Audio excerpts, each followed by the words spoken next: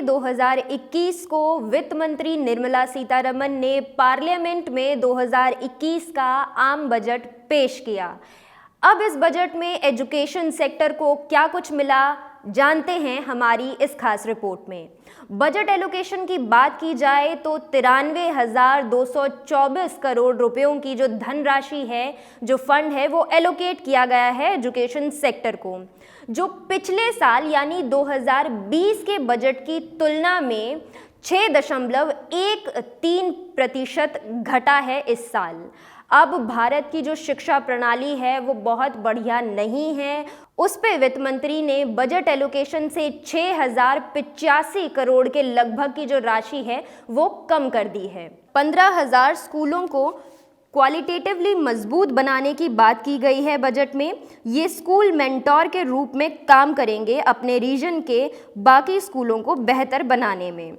100 नए सैनिक स्कूलों के सेटअप किए जाने की बात कही गई है। ये स्कूल सेटअप किए जाएंगे एनजीओज और प्राइवेट स्कूल के साथ मिलकर।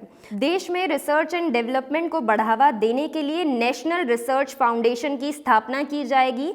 इसके लिए 50,000 करोड़ रुपए एलोकेट किए गए हैं। साथ ही साथ हायर एजुकेशन कमीशन के गठन के लिए प्रावधान भी प्रस्तावित किए गए हैं। आदिवासी इलाकों में 750 एकलव्य मॉडल रेजिडेंशियल स्कूल्स की स्थापना की जाएगी। बता दें कि इसके लिए बजट राशि 20 करोड़ से बढ़ाकर 38 करोड़ कर दी गई है। इसके साथ पहाड़ी इलाकों में आदिवासी छात्रों के लिए स्कूलों को 48 करोड़ रुपए एलोकेट किए गए हैं। अब बात करते हैं post matric scholarship for SC students की। इस स्कीम को जारी रखा जाएगा आने वाले साल में भी। इसके लिए 35,219 करोड़ रुपए एलोकेट किए गए हैं आने वाले 6 सालों के लिए। सरकार की माने तो इससे 4 करोड़ एससी स्टूडेंट्स को 10वीं के आगे पढ़ने में मदद मिलेगी। 2016 में लॉन्च हुई नेशनल अप्रेंटिसशिप स्कीम में सरकार संशोधन करेगी और engineering graduates and diploma holders को ट्रेनिंग दी जाएगी।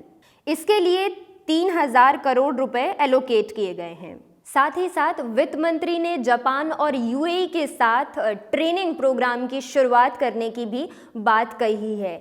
एक और तो बजट में एजुकेशन सेक्टर को लेकर कुछ अच्छी चीज़ें देखने को मिली हैं, जैसे कि नेशनल रिसर्च फाउंडेशन की स्थापना।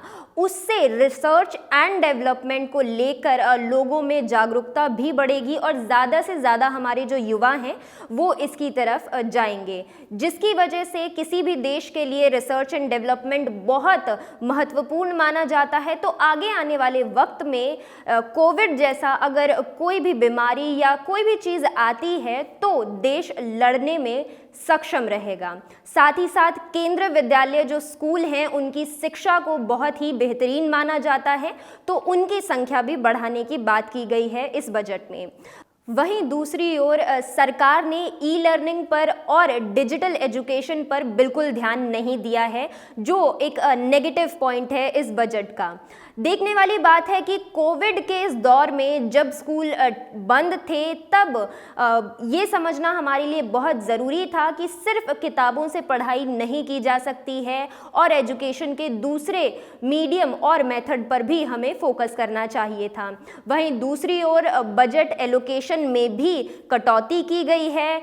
6,085 करोड़ की कटौती इस बार देखने को हमें मिली है। तो इस बार शायद ये जो फंड है इसे थोड़ा बढ़ाया जाना चाहिए था, क्योंकि बहुत से बच्चे ऐसे हैं, प्रवासी बच्चे जो अपने मूल स्थानों पे लौट गए थे कोविड के चलते, वो अभी भी स्कूलों से बाहर हैं। उन बच्चों को वापस स्कूलों तक पहुंचाने के लिए सरकार से काफ़ी उम्मीदें थी। तो बजट पे ये जो कटौती हुई है इसने शिक्षा से जुड़े लोगों को निराश किया है।